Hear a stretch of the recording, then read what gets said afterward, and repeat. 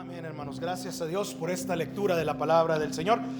Tomen sus Biblias, por favor, hermanos, con su mano derecha, y vamos a repetir nuestro pacto de compromiso con la palabra del Señor en esta mañana, hermanos, para que podamos, ¿verdad?, predicar el mensaje de Cristo. Dice: esta es mi Biblia. Soy todo lo que dice que soy. Tengo todo lo que dice que tengo y puedo hacer todo lo que dice que puedo hacer. Hoy recibiré la palabra de Dios. Confieso que mi mente está abierta y mi corazón está receptivo. Nunca más seré igual. Estoy a punto de recibir la incorruptible, indestructible, siempre viva semilla de la palabra de Dios. Nunca más seré igual. Nunca, nunca, nunca. Nunca más seré igual en el nombre de Jesús. Amén. Señor, en esta mañana queremos abrir tu palabra confiadamente, Señor, en que tú estás bendiciéndonos y tú estás, Señor, con nosotros, y que cada día, Señor, nos das de tu Santo Espíritu para que podamos ser llenos de Él, Señor, y que podamos también anunciar el Evangelio de Cristo Jesús, Dios de amor perfecto y fuente de toda bondad verdadera. En el nombre de Jesucristo queremos darte gracias por reunirnos hoy alrededor de tu palabra en este pasaje de la Biblia.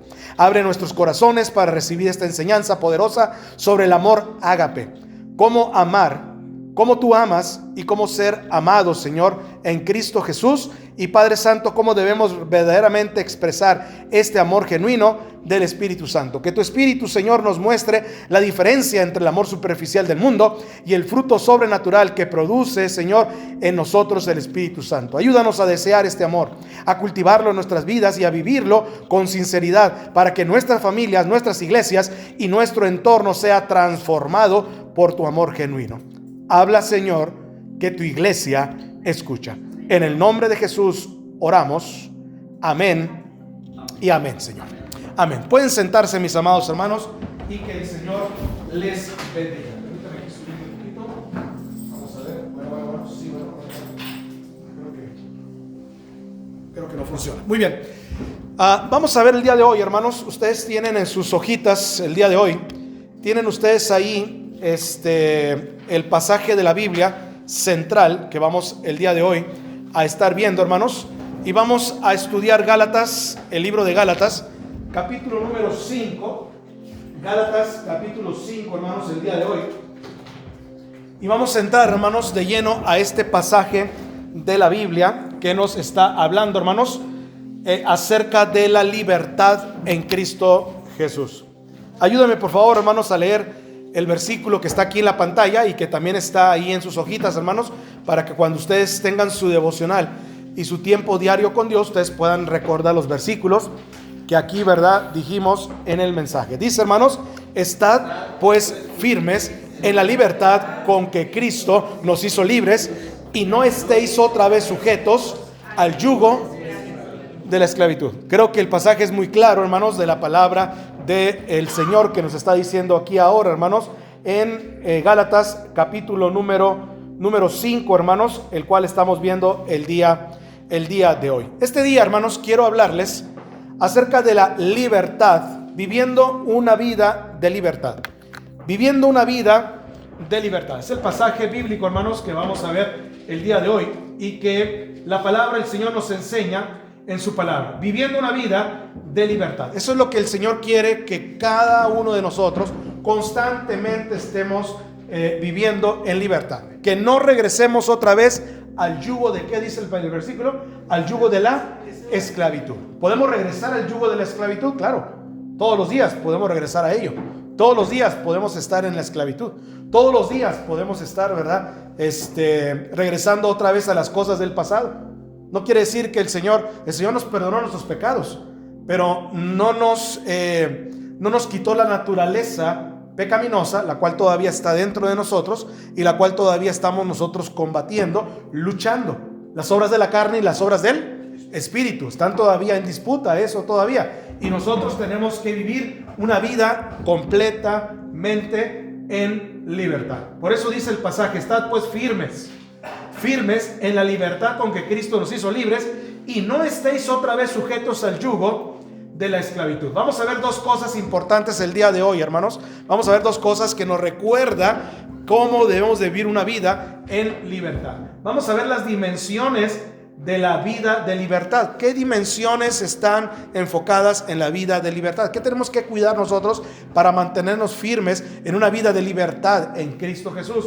¿Y cómo se vive esto en la experiencia personal? Porque de nada serviría que yo les dijera el concepto y nos fuéramos a la casa y cada quien buscara la manera de vivir una vida de libertad. De nada serviría eso. Necesitamos ver cómo se vive en la experiencia personal una vida completamente en libertad. La Biblia nos dice, hermanos, claramente que si el Hijo os libertare, ¿qué dice? Seréis verdaderamente, ¿qué cosa? Libres. Hoy hay mucha gente hablando de libertad, pero en realidad no tienen libertad. Es más, son defensores de las libertades fundamentales, pero no tienen libertad. Algunos no están viviendo una vida plena de libertad. Una persona no es verdaderamente libre si todavía arrastra cadenas consigo. Y muchos están así hoy en día, inclusive en esta iglesia y los que van a escuchar este mensaje por las redes sociales. No viven en victoria. Viven todavía esclavizados al yugo del pasado. Necesitamos entender esto, hermanos. El diablo no quiere, cuando estamos en los caminos del Señor, el diablo no quiere bajas del cristianismo. El diablo quiere conversos que puede esclavizar. Conversos que puede esclavizar. Ustedes ya son cristianos, dice el diablo, ya son salvados, ya van al cielo. No pretendo que tengan bajas. Pretendo que estos conversos los pueda esclavizar, que hagan su voluntad. Así que tiene mucha gente esclavizada el día de hoy en las iglesias. Y la ironía es que muchos de estos esclavos, Satanás los tiene esclavizados mientras ellos hablan de una libertad en Cristo Jesús, a sus hijos, a su familia, a la gente allá afuera, pero siguen siendo esclavizados por todas este tipo de cosas que vamos a hablar el día de hoy. Hoy, en este tiempo, estamos defendiendo a los no nacidos, por ejemplo. Los que no están de acuerdo con eso hablan de libertad reproductiva. Mi cuerpo, mi decisión, dicen. Y tenemos una libertad reproductiva. Lo que quieren decir con libertad reproductiva es el derecho a vivir como gatos callejeros y luego asesinar a bebés en el vientre. Eso es lo que quieren decir. Llevar una vida de libertinaje allá afuera, llevar una vida desenfrenada allá afuera, y cuando tienen la oportunidad, matar a los bebés en el vientre. Y llaman a eso libertad. O hablan de libertad de prensa, por ejemplo. Y lo que quieren decir con la libertad de prensa es la capacidad de corromper la mente de una generación. Y todo eso se hace bajo el disfraz, aparentemente, de la libertad. Ahora fíjense lo que la Biblia dice sobre la verdadera libertad que tenemos en Cristo Jesús. Lo hemos dicho aquí ahorita. Oídeme una vez más. Estad pues firmes en la libertad con que Cristo nos hizo libres, y no estéis otra vez sujetos al yugo de la esclavitud. El Señor Jesús ha venido a libertarnos de verdad, de manera maravillosa y de manera segura. ¿Cuántos de ustedes son libres y lo creen verdaderamente? ¿Cuántos de ustedes? ¿Amén? ¿Sí? Bueno, vayamos inmediatamente al pasaje de la Biblia entonces para ver las dimensiones de esta libertad. Hay 3 puntos importantes que ustedes tienen ahí en sus hojitas, hermanos, que vamos a ver el día de hoy. ¿Qué es lo que abarca la libertad? Una vida de libertad. Bueno, hemos sido libres del legalismo, hemos sido libres de la esclavitud de la crítica y hemos sido liberados o libres de la esclavitud del fatalismo. Son 3 cosas que Pablo enfrentó aquí en la iglesia en Galacia y en la ciudad de los Gálatas. Enfrentó el apóstol Pablo 3 cosas que son importantes. La semana pasada vimos a Pablo en Atenas, ¿se acuerdan? Lo vimos en Atenas, estaban ahí, ¿verdad? Pablo predicando el evangelio. Ahora está en la ciudad de Galacia, está en la iglesia de los Gálatas. Él estaba ahora enfrentando el problema de que los hermanos no vivían una vida completamente en libertad, y la ciudad tampoco aportaba muchísimo. Como hoy en día nuestra ciudad de San Miguel de Allende no aporta demasiado para una ciudad de familias con verdaderos valores y una búsqueda sincera, al menos, de Dios. Las dimensiones de la libertad vamos a ver el día de hoy. ¿Cuáles son las dimensiones de la libertad de esta vida? En libertad que Cristo quiere que vivamos. ¿De qué somos liberados realmente? ¿De qué fuimos liberados usted y yo? Bueno, en primer lugar, hemos sido liberados del legalismo, dice la palabra del Señor. Somos liberados de la esclavitud del legalismo. Vean de nuevo el versículo 1. Gálatas 5, versículo 1, dice: estad pues firmes con la libertad con que Cristo nos hizo, ¿qué cosa? Libres. Y no estéis otra vez sujetos al yugo de la esclavitud. Gálatas 5:1. Esa frase puede traducirse como el yugo del esfuerzo propio, es decir, el legalismo. Ahora, vayan conmigo al capítulo 1 para tener un panorama más rápido de lo que estoy yo hablando y de lo que estoy diciendo. El versículo 6 que leímos hace unos momentos de Gálatas capítulo 1 nos dice lo siguiente. Ayúdenme a leer. Pablo llega a la iglesia y Pablo se sienta en la banca de atrás de la iglesia, por así decirlo, y Pablo está viendo a todos los hermanos y los ve también durante el culto, durante el servicio, y a muchos de ellos los vio allá afuera también en el pueblo, en la plaza, en la ciudad. Y Pablo dice esta declaración. Vean lo que dice, ayúdenme.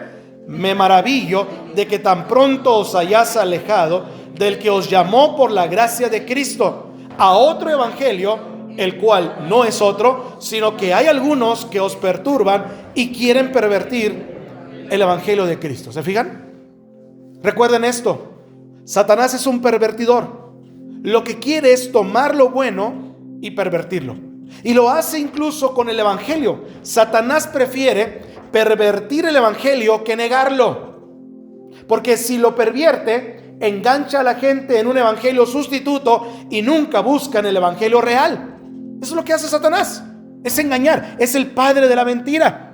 Porque si Satanás viniera y se nos presentara crudamente a decirle a la gente y a los cristianos, a la gente de afuera, a los inconversos y a los cristianos, las consecuencias del pecado y lo que les va a suceder, nadie le creería en su sano juicio. Aunque no me extrañaría en este mundo que realmente haya gente que sí le cree de una manera desvergonzada y de una manera, ¿verdad?, hipócrita. Sin embargo, la Biblia dice, o bueno, nos enseña la Biblia, que Satanás no actúa de esa manera. Él pervierte el evangelio. Dice la Biblia: entrarán entre vosotros lobos rapaces que van a pervertir el evangelio. Se lo dijo a la iglesia en el libro de los Hechos. Y así sucedió. Así sucedió también, tal y cual como Pablo lo había dicho y lo había anunciado. Y ahora les dice esto Pablo: me maravillo de que ustedes se hayan alejado tan pronto de las cosas de Cristo. Iniciamos esta iglesia hace 2-3 años, dice Pablo, porque Él vino y la fundó. Ganó a Cristo a las personas, las discipuló, estuvo con ellas varios meses y entonces los dejó al frente de la iglesia. Se va a Él a hacer el trabajo misionero, regresa 2-3 años después y dice: me maravillo de que ustedes tan prontamente se hayan alejado del evangelio de Cristo. ¿Cómo se alejaron? Dice: creyendo a otro evangelio, el cual no es otro, dice Pablo. O sea, está engañando Satanás, sino que hay algunos que os perturban y quieren pervertir el evangelio de Cristo. Primero, desertan del evangelio verdadero. Hay gente que deserta del evangelio verdadero. Dice: no, en esta iglesia hay mucha hipocresía. No, en esta iglesia no hay amor. No, en esta iglesia, etcétera. Buscan el error, el fallo en las personas, ¿verdad? Y entonces pervierten el evangelio de Cristo. Segundo, pervierten después de desertarlo. O sea, salen de la iglesia y entonces pervierten ese evangelio de Cristo. Pablo, hermanos, era un luchador por la libertad. Quería que los gálatas fueran libres completamente, hermanos, acerca de estas cosas. Los que pervertían el evangelio decían: sí, se salvan por la gracia de Dios, pero además deben de hacer esto, y esto, y esto, y esto otro. Y eso ya es imponer, ¿verdad?, un legalismo del cual hemos sido libertados. Por eso el primer punto es, hermanos, somos liberados del legalismo. Ya no hay una imposición, ya no hay una tradición, ya no hay cosas que hacer para nuestra salvación. Ahora el Señor nos ha hecho libres, pero muchos de ellos, dice, les imponen cargas que no son bíblicas y les imponen hacer cosas que no son bíblicas tampoco. Salen del legalismo para entrar a otro legalismo. Y el evangelio de Cristo no es así, no es legalismo. Como luchador por la libertad, Pablo los confronta en la iglesia. Vayan al versículo 8, vean lo que dice Pablo en el versículo 8. Dice, hermanos, todos juntos: mas si aún nosotros o un ángel del cielo os anunciare un evangelio diferente del que hemos anunciado, sea ¿qué cosa? Anatema. Es una palabra muy fuerte esa palabra. La Biblia, la versión Phillips, lo traduce de esta manera: que esa persona sea maldito. Anatema es una persona maldita, maldito. Como antes hemos dicho, dice también, ahora lo repito: si alguno predica un evangelio diferente del que recibís, sea ¿qué cosa, hermanos? Sea anatema. Es el versículo 9. Como antes ya se los he dicho, si alguno predica un evangelio diferente, que este sea anatema. Pablo dice que no hay legalismo con el evangelio. Es el evangelio de la gracia sin legalismo. No hay sustituto. No hay sustituto. Por eso decía el versículo 7, ahí lo tienen ustedes. Dice que Pablo dice, aunque creen que hay otro evangelio, que no es otro, ¿verdad? No hay otro evangelio. Solo parece un evangelio y puede sonar como evangelio, pero es un evangelio falso que lleva a una salvación falsa, sintética. Y está diciendo que este evangelio es entregado una vez y para siempre. No debemos de adulterar el evangelio de Cristo Jesús. Un predicador debe ser como un repartidor de noticias, no un editor de noticias. El editor de noticias puede agarrar la noticia, editarla, transformarla, cambiarla, hacerla como quiera. El predicador, el pastor, el maestro de escuela dominical, el líder de la iglesia, ustedes y yo, no somos editores de las noticias del evangelio de Cristo. No puedo venir a cambiar este versículo y agregarle y ponerle otra cosa para que sea un evangelio a mi manera, a mi modo. Yo soy alguien que entrega las noticias, el mensajero que entrega las noticias del evangelio. Debemos entregar el evangelio de la gracia. Recuerden que el evangelio es divino en su origen, dice la Biblia, y Pablo lo dijo eso. Pablo dijo en Gálatas capítulo 1 versículo 12, a ver si está por aquí, 1:12, dice: no lo recibí ni lo aprendí de hombre alguno, sino ¿por quién? Por revelación de Jesucristo. Este evangelio yo no lo recibí de hombre alguno, dice Pablo. No es un evangelio legalista, es un evangelio de gracia, y el único que tiene gracia es ¿quién? Cristo Jesús. Jesucristo es el único que tiene gracia para ello. Entonces, hermanos, vayámonos poniendo de acuerdo. Es divino en su operación, es el evangelio de Cristo. Es divino en su objetivo, es el evangelio de gracia, y su operación es gracia. Su objetivo es Cristo. No es un evangelio que habla de Cristo o alude a Cristo, sino es Cristo mismo el evangelio. Cristo en vosotros, la esperanza de gloria, le decía Pablo a los colosenses. Cristo en vosotros es la esperanza de gloria. Tuve la oportunidad hace muchos años de escuchar a un hombre llamado Leo Edelman. Era un doctor, presidente de un seminario en Nueva Orleans, un seminario bautista, que él ya falleció, pero que él dijo una declaración muy interesante. Él decía: qué salvación tan maravillosa. Así empezaba su ponencia. Hablaba del evangelio de la gracia, y dijo él en su ponencia: no se puede mendigar, no se puede comprar, no se puede pedir prestado, no se puede robar, no se puede ganar, no se puede aprender, no se puede merecer, no se puede heredar. Es interna, es externa, es eterna. Por la obra de Cristo en la cruz fue completada, y nunca puede agotarse ni repetirse la gracia de Cristo.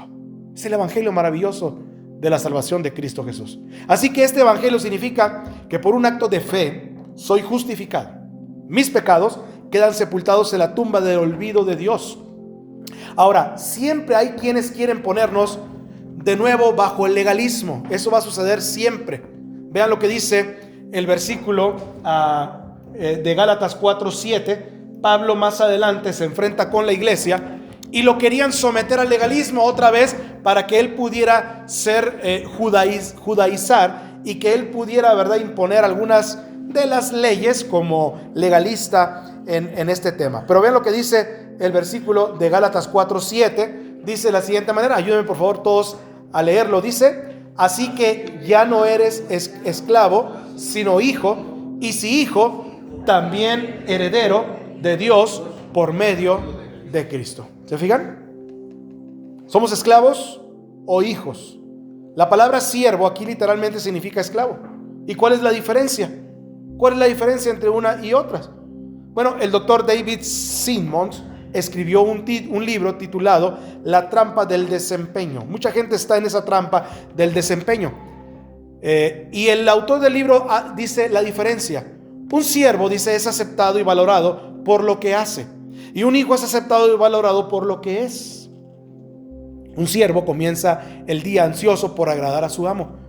Y un hijo comienza el día descansando, sabiendo que es aceptado y es amado. El siervo es aceptado por su trabajo, dice, y el hijo es aceptado por su relación. El siervo tiene paz mental al final del día solo si ha demostrado ser digno de ese trabajo. Mañana la ansiedad volverá otra vez. Y el hijo está seguro todo el día, sabiendo que mañana no cambiará su estatus como miembro de esa familia. El siervo sabe que si falla, toda su posición está en riesgo.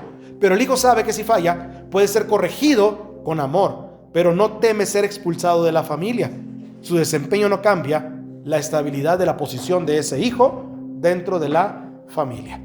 Por eso, hermanos, cuando el hijo pródigo se levanta y dice: voy a ir con mi padre y le diré que me haga como uno de sus jornaleros, como uno de sus siervos, el padre, ¿qué es lo que hace primero cuando ve al hijo? ¿Lo trata como siervo? No, lo trata como hijo, porque a pesar de que falla el hijo tiene una posición dentro de la familia y es el hijo del dueño, es el hijo del señor, es el hijo del hacendado. Y entonces el papá no lo trata de otra manera.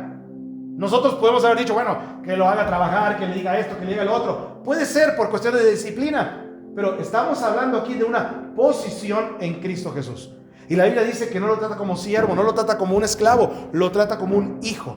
Y Pablo estaba explicando esto también aquí en Gálatas más adelante. Ya no eres esclavo, sino que eres hijo. Ya no son esclavos de la tradición. Ya no necesitan ustedes ganarse el favor de Dios. Ya no necesitan confesarse. Ya no necesitan venir a la iglesia y comulgar. Ya no necesitan ir a las procesiones. Ya no necesitan hacer lo mismo que hacían antes en la vida pasada. Ya no son esclavos, ahora son hijos. Y si son hijos, también son ¿qué cosa? Herederos de Dios por medio de Cristo Jesús. Entonces la palabra es clara, la Biblia es clara. Los Gálatas habían permitido que algunos entraran en la iglesia y pervirtieran el evangelio diciéndoles: sí, son esclavos todavía por gracia, pero además deben de hacer esto y esto y esto otro para ganarse el favor de Dios. Cuando añadieron obras, hermanos, cayeron de la gracia. Cuando añadimos obras para la salvación, caemos de la gracia. El estándar que Dios había puesto, pervirtieron el evangelio de Cristo, dice, y Dios no dice: te amo porque hagas esto, te amo si haces lo demás, te amaré si haces esto, te amo cuando hagas esto. Dios no dice: te amo después de esto, te amo con tal de. Dios simplemente nos dice un fuerte y contundente: te amo. Simplemente. Y eso es demasiado para asimilarlo en la gracia. Y así es. Dios nos ama por su gracia. Por eso se llama gracia. Es gracia incondicional. Y eso no significa que Dios busque algo en nosotros y si lo encuentra, entonces nos va a amar. Algo como nuestras acciones, las bondades o lo atractivo de nosotros. Lo contrario significaría que si no encuentra eso en nosotros, dejaría de amarnos entonces. No, el amor de Dios por ustedes y por mí es incondicional. Fluye de la naturaleza de Dios. Es una acción hacia nosotros. No es una reacción a nosotros. No es: si me amas, te amo. No es: si te portas bien, te amo. No es: si cumples, te amo. No está en condición el amor de Dios. Dios no nos ama porque somos valiosos. Somos valiosos porque Él, ¿qué cosa? Nos ama. Dios no nos cambia para poder amarnos. Nos ama para poder cambiarnos. Y eso es tan interesante. Eso, mis amados hermanos, es gracia asombrosa. Es gracia asombrosa. Y hemos cantado de la gracia de Dios. Hay quienes pervierten ese evangelio, ¿verdad? Y eso se llama legalismo. Y hemos sido liberados ¿de qué, hermanos? Del legalismo. Ya no somos esclavos del pasado. Pero número 2, hermanos, somos liberados también de la esclavitud de la crítica. Somos libres de la esclavitud de la crítica. Vean de nuevo el capítulo 2, versículo 4 y 5. capítulo 2, versículo 4 y 5. Dice la Biblia de la siguiente manera, ayúdenme todos a leerlo, dice: y por eso, por causa de los falsos hermanos, introducidos, ¿qué cosa? Encubiertamente, que se habían infiltrado para espiar nuestra libertad que tenemos en Cristo Jesús, para ponernos en sujeción, a los cuales ni por un momento accedimos a someternos, para que la verdad del evangelio permaneciese con nosotros. Ahora, aquí hay algunas cosas muy importantes, hermanos. Los hermanos que se habían introducido, dice, por causa de los falsos hermanos introducidos encubiertamente, había hermanos falsos que se introdujeron en la iglesia y querían someter a la iglesia a la esclavitud de las cosas del pasado. Y cuando Pablo llegó para poner orden, también le dijeron que él también debería ser sometido. Lo cual Pablo dice aquí, ¿verdad? Para ponernos en sujeción, a los cuales ni por un momento accedimos a someternos, dice Pablo. ¿Por qué? Porque eso no es la gracia. Déjame explicarle lo que pasó. Pablo no solamente tuvo que lidiar con el legalismo, sino con la crítica. Había falsos hermanos. Algunas traducciones dicen cristianos falsos, que entraron. Tenían un montón de reglas, leyes, y decían a los gálatas: ahora tienen que hacer lo que nosotros les vamos a decir. Y eran destructores de la gracia del Señor en la iglesia. La ley del Antiguo Testamento, hermanos, era justa y era santa. Tenían requisitos, reglas, regulaciones, rituales. Pero los fariseos tomaron esas leyes del Antiguo Testamento y las ampliaron, las alargaron y crearon todo tipo de reglas para ponerlas sobre la cabeza de la gente y aumentar las cargas y las culpas. Los fariseos mismos servían a Dios por obligación sombría, no por desborde de gozo. Y luego intentaban exportar su sombría a otros y eran hacedores de legalistas. Y hoy hay muchos hacedores de personas que están diciendo: cumple con esto, cumple con lo otro, cumple con esto. Y tenemos como una lista en nuestras manos para poder cumplir con la esclavitud del legalismo y la esclavitud de la crítica también. Y Pablo decía que eso estaba completamente mal. Dice Pablo: ¿cuándo se introdujo esto en el evangelio? ¿Cuándo les anunciamos nosotros que el evangelio de Cristo era imposición? No es que no debamos preocuparnos por lo que piensan los demás. No debemos de ser indiferentes a nuestras actitudes, por supuesto. Queremos ser de buena influencia en lo posible, pero no debemos de ser esclavos de la opinión pública.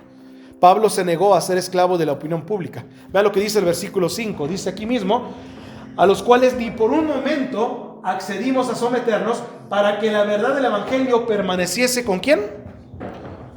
Con vosotros. No fuimos nosotros sometidos por este evangelio. Pablo tenía un corazón tierno, pero también tenía una piel dura.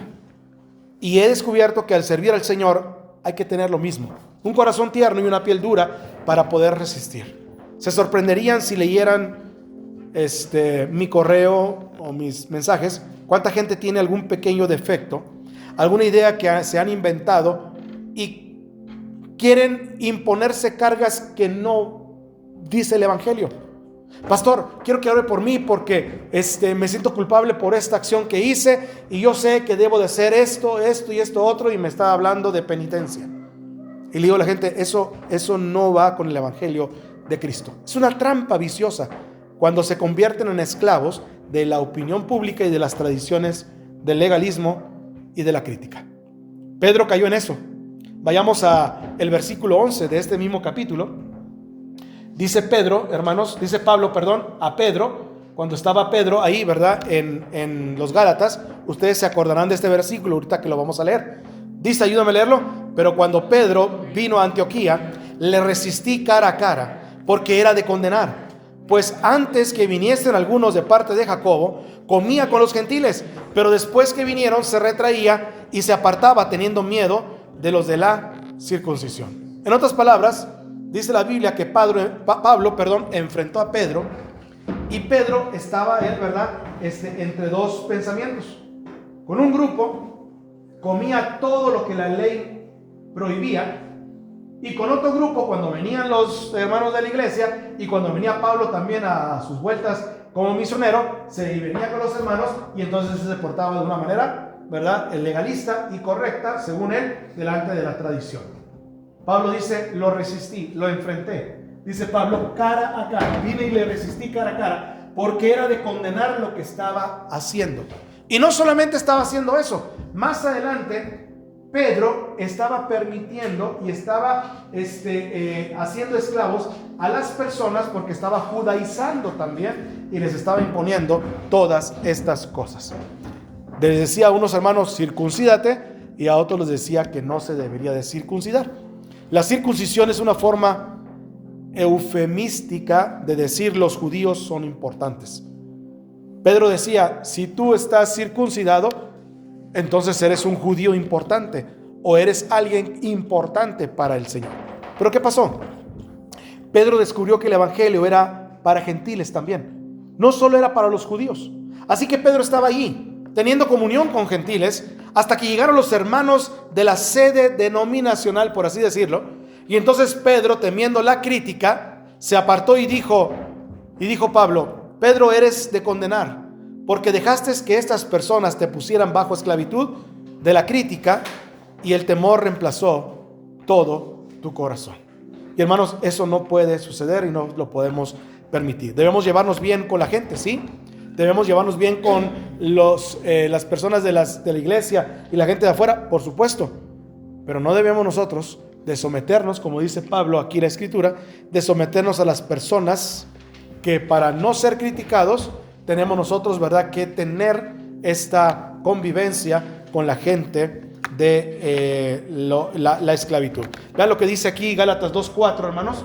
Gálatas 2:3 dice, así también nosotros, cuando éramos niños, estábamos en esclavitud bajo los rudimentos del mundo, ¿sí? Pero ahora, habiendo conocido a Dios, o más bien siendo conocidos por Dios, ¿cómo es que os volvéis otra vez a los débiles y pobres rudimentos a los cuales queréis volver a estar en esclavitud?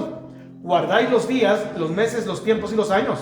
Me temo de vosotros que haya trabajado en vano con todos y cada uno de ustedes.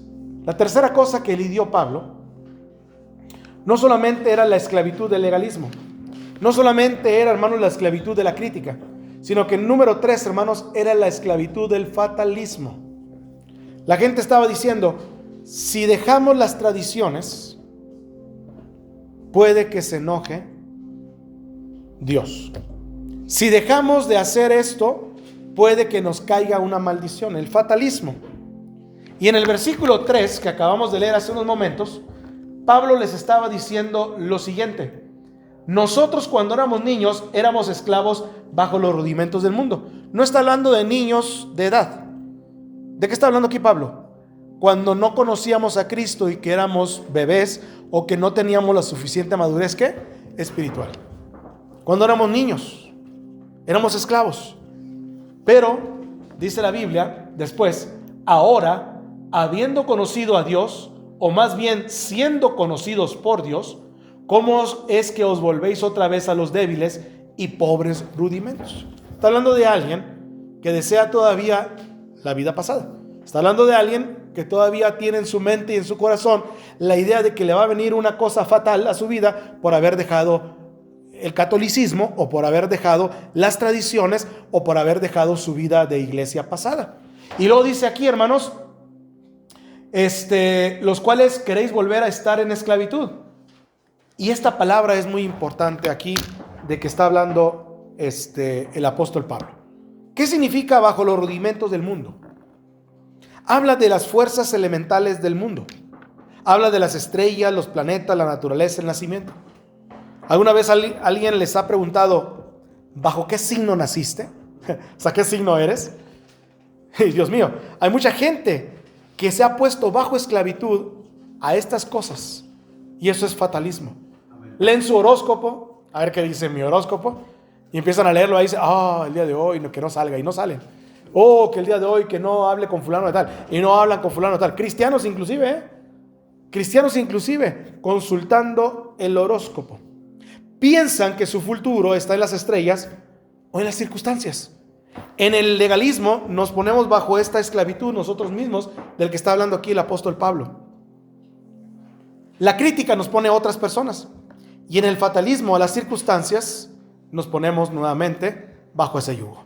El Hijo de Dios no debe estar bajo esclavitud de ninguna de estas cosas que estamos mencionando. Aquí habla principalmente de cosas, hermanos, como la astrología. Vea lo que dice el versículo. Dice, guardáis ¿qué cosa? Los días, los meses, los tiempos y los años. ¿Sí? ¿Qué está hablando aquí, hermanos?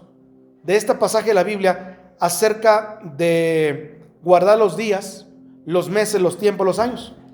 Y luego agrega Pablo, me temo de vosotros que haya trabajado en vano con vosotros.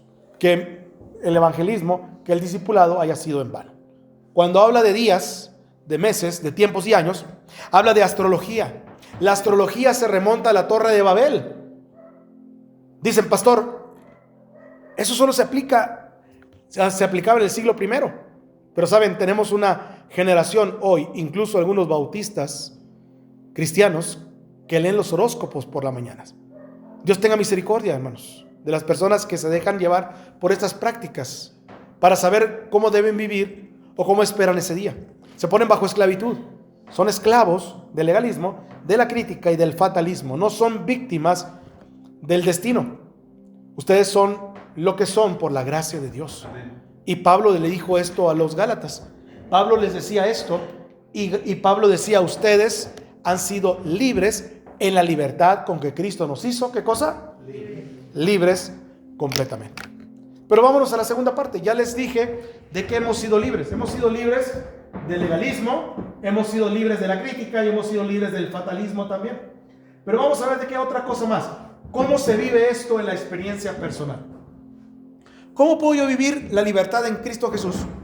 Si el Señor no quiere que siga siendo esclavo del pasado, si el Señor no quiere que regrese al catolicismo, si el Señor no quiere que regrese a las tradiciones, si el Señor no quiere que regrese a las críticas de mi familia, cuando dice, bueno, ¿ya te fuiste al cristianismo? Sí, bueno, ¿sabes una cosa? Te va a venir una maldición. O ¿sabes una cosa? Vas a estar caminando bajo maldición porque es la religión de nuestros padres. O porque fue la religión que te inculcaron. Y a veces nos hacen regresar a ese tipo de legalismo. Y la crítica nos hace regresar a eso. Pero la tercera cosa, hemos sido libres también del fatalismo.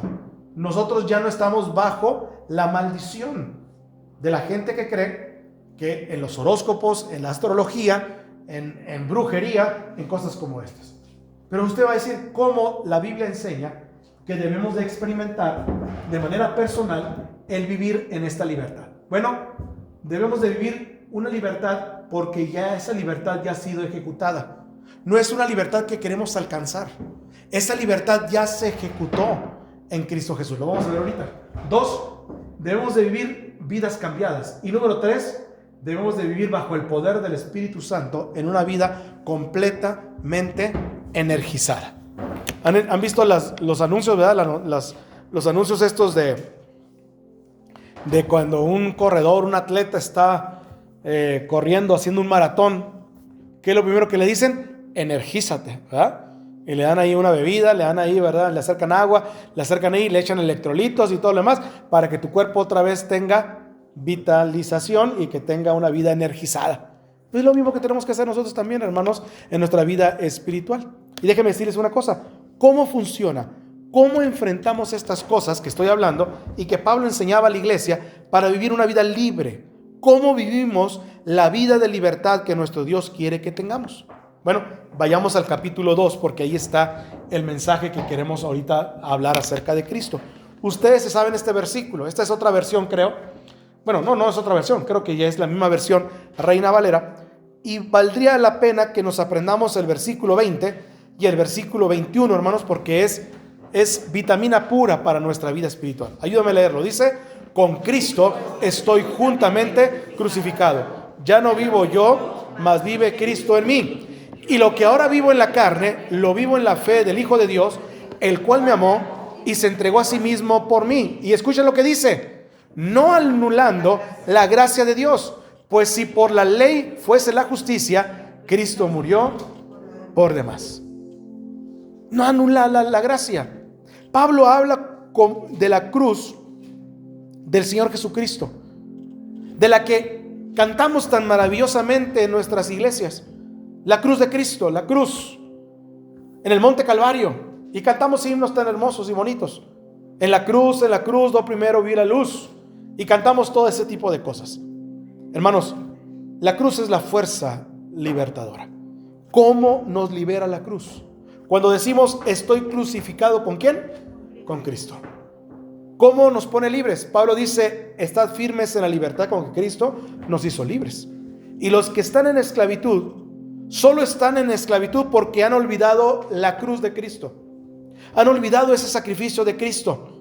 Por la cruz nunca puedo estar en esclavitud al legalismo, porque cada demanda de la ley ha sido cumplida por la preciosa sangre de Cristo Jesús. Si no, por demás murió ¿quién? Cristo.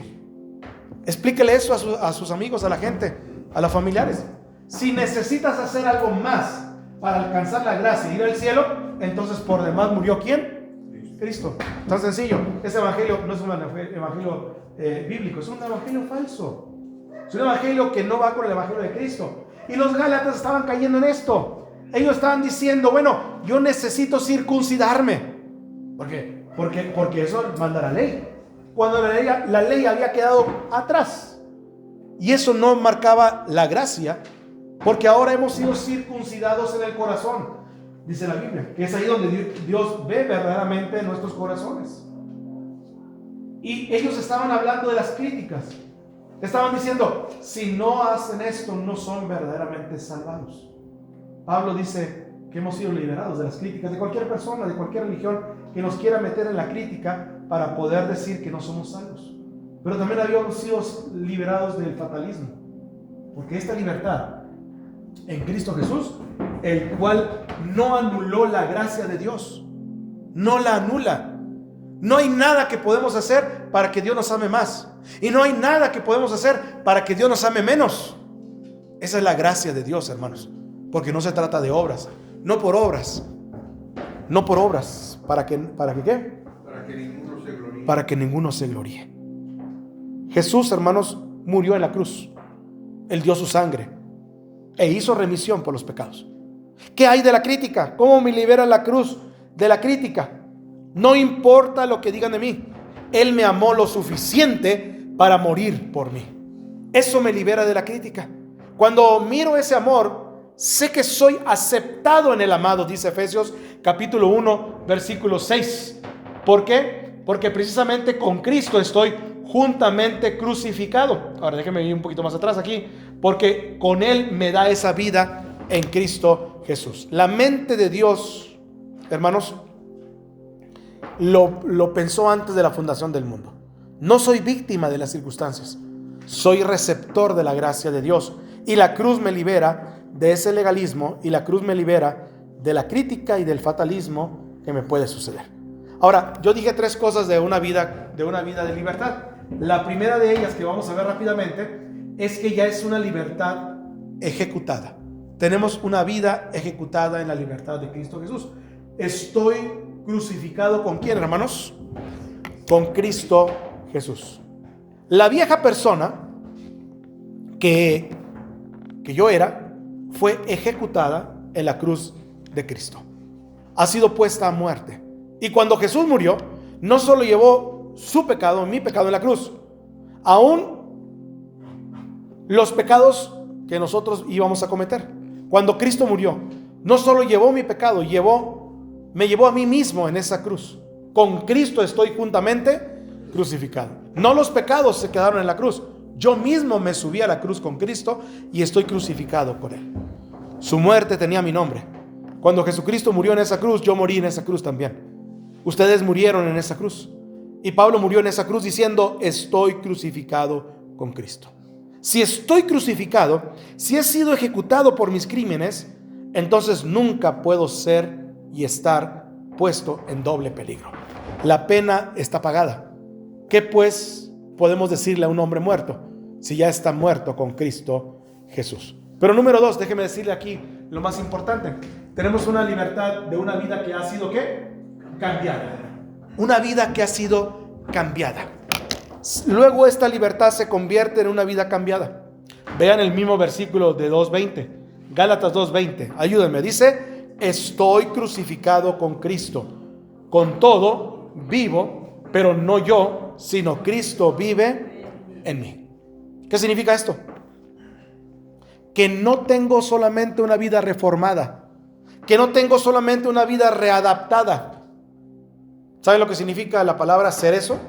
¿Alguien sabe qué significa la palabra cerezo? Centro de readaptación social. Se supone que los delincuentes van ahí, pasan por un proceso, son readaptados y reintegrados a la sociedad. ¿Cumplen con ese nombre los centros de readaptación social? Por supuesto que no. Salen más delincuentes todavía y salen peores que los que entraron. Y es más, dicen por ahí, este entró por un delito menor. Pobrecito, se va a corromper ahí adentro y va a salir peor porque va a delinquir en ligas mayores. ¿Sí o no dicen eso? Jesús no hace una reforma. Jesús no hace una readaptación, hermanos. Jesús hace una transformación y cambia de una vez y para siempre. Cuando Cristo murió por mí, cuando resucitó, yo también resucité con Él. Por eso es que dice el himno, Él vive y Él vive en mí. Se dio a sí mismo por mí, para darse a sí mismo por nosotros. Y así no estoy con Él en una tumba. Tiene una vida que la tumba no puede retener.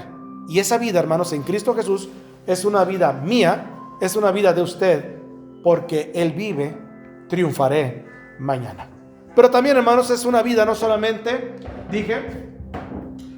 es una vida ejecutada, que ya estamos ejecutados en la cruz del Calvario, es una vida cambiada, sino que también, hermanos, es una vida de poder, es una vida energizada.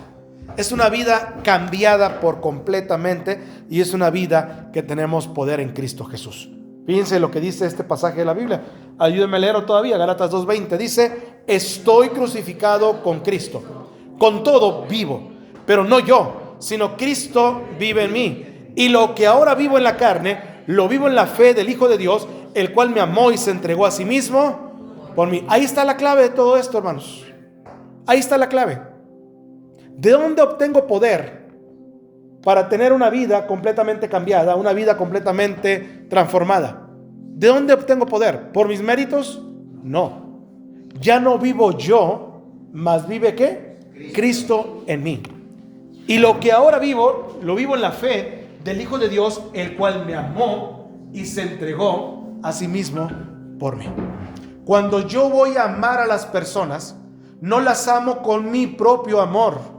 Las ama Cristo en mí. Esa es la diferencia. Cuando yo perdono a una persona, no la perdono porque yo soy muy bueno. Cristo lo perdona en mí. Y ahí está Cristo perdonando a las personas. Cuando yo sufro en mi vida, cuando doy mi vida por la gente, cuando estoy haciendo un sacrificio por la gente, no lo hago para que vean, mira que Miguel Ángel, qué bien, qué bueno, qué bondadoso es, qué bonachón es Miguel Ángel. Es Cristo viviendo en mí. Porque si por mí fuera, yo no lo hiciera. Si por mí fuera, yo no los amara. Si por mí fuera, yo no los soportara. Si por mí fuera, yo no los tolerara. Y no me estoy aquí, desfogando, ni me estoy aquí haciendo una terapia de descargo, ¿verdad? No es que ustedes no los ame por mí mismo, ¿verdad? No los aguantaría por mí mismo. Es Cristo aguantándolos en mí. Y Cristo está trabajando en eso. No agarro fuerzas de mí mismo, no es fuerza de voluntad, no es échale ganitas, no es absolutamente nada de eso. Es Cristo en mí que está haciendo todas estas cosas. Entonces, si no tengo a Cristo en mí, no voy a poder regresar al texto bíblico que dice: amarás a Dios con todo tu corazón, con toda tu mente, con toda tu alma, con todas tus fuerzas, y a tu prójimo como a ti mismo. Hablaremos como Pedro: Señor, ¿y quién es mi prójimo? Y Cristo volteó y dice: caramba, Pedro, ¿no te lo enseñamos en la escuela dominical eso? ¿Quién es tu prójimo, Pedro? ¿Me estás diciendo eso? Bueno, y aparte de mi prójimo, ¿cuántas veces tengo que perdonar a mi hermano? Pedro, pues ¿y qué no fuiste a la escuela dominical ese día? No, se me perdió el manual. Se perdió el manual, mira nomás. Qué casualidad que se les haya perdido el manual, dice Jesús, ¿verdad? Te lo voy a enseñar, mira, 70 veces 7 debes de perdonar. Y Pedro dice: bueno, va, tengo que hacer eso. Él se dio por mí, para poderse darse a sí mismo para mí, para poder vivir su vida a través de mí. Es Cristo a través de mí. ¿Cuántos dicen amén? Y cuando entendamos esto, cuando entiendo yo esto, voy a ser verdaderamente libre. Ya no voy a estar más esclavo. Soy libre del legalismo, soy libre de las críticas, soy libre del fatalismo, soy verdaderamente libre. Y por eso el apóstol Pablo vuelve a nuestro texto inicial. Estad pues firmes en la libertad con que Cristo nos hizo libres, y no estéis otra vez sujetos al yugo ¿de qué? De la esclavitud. Eso es lo que Pablo diría a las iglesias, a esta iglesia y a cualquier otra iglesia, que entrara Pablo y dijera: estoy sorprendido de que ustedes se hayan apartado tan rápidamente del verdadero evangelio de Cristo Jesús. No que haya otro evangelio, diría Pablo, sino el evangelio de Cristo Jesús, porque muchos los han corrompido y han entrado falsas personas a la iglesia de Cristo. Termino con esto. Hay un hombre que se llama Ian Thomas. Él fue un general, como le dicen en Estados Unidos, un mayor, ¿verdad? Un general en Estados Unidos, y escribió un libro que les quiero recomendar. Ojalá lo encuentren o lo puedan encontrar, y se los comparto en el grupo de la iglesia. Es un clásico. El libro se llama La vida salvadora de Cristo, así se llama el libro. Lo encontré hace muchos años en una librería y lo regalé. Y este libro, hermanos, de el mayor Ian Thomas, muestra que Cristo en nosotros, la vida que Él vive en nosotros, es lo que nos da esa verdadera libertad. Ian Thomas habla de Moisés en su libro, pero hubo algo que pasó antes en la vida de Moisés, y quiero que me ponga atención en esto, porque si lee ese libro le va a poder entender la clave perfectamente bien de este libro. Moisés estaba en el desierto y había comenzado como un libertador. Dios lo había llamado, pero se convirtió en un asesino. ¿Se acuerdan? Moisés asesinó a un egipcio, mató a un egipcio. ¿Y qué fue lo que hizo Moisés? En vez de venir a esta libertad, y en vez de venir a esa gracia, y en vez de venir a Dios para que lo perdonara, Moisés huyó al desierto. ¿Y cuántos años estuvo Moisés en el desierto? 40 años, dice la Biblia. Estuvo en el desierto. Moisés vivió 120 años. 40 años bajo la esclavitud de los egipcios. Él era el príncipe de Egipto y él creía que era de ese linaje. Cuando Dios lo llama, asesina a este hombre y se va, huye al desierto, se esconde otros 40 años. Cuando Dios lo llama, tenía 80 años. Y entonces Dios, ¿verdad?, lo manda a llamar. Y huyó al desierto supuestamente de la ira de Faraón. Fue vagabundo por 40 años, viviendo en la parte trasera de la nada.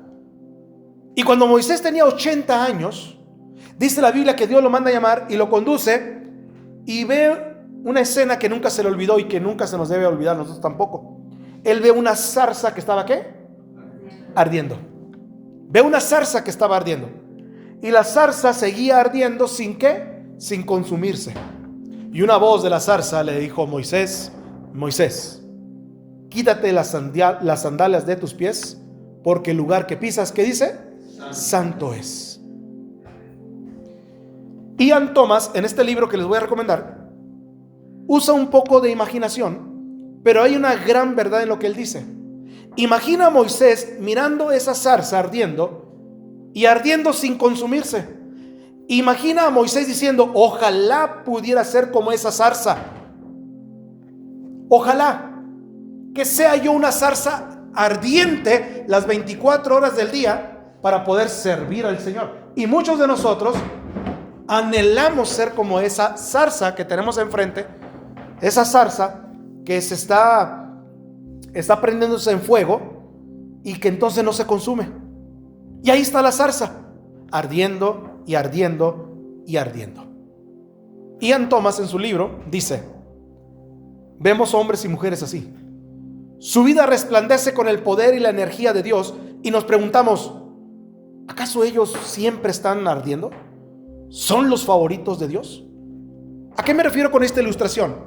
Que vemos a predicadores, vemos a conferencistas, vemos a personas, idealizamos a esas personas y decimos: esa zarza está ardiendo completamente. ¿Cómo quisiera yo ser como esa zarza? ¿Sí o no?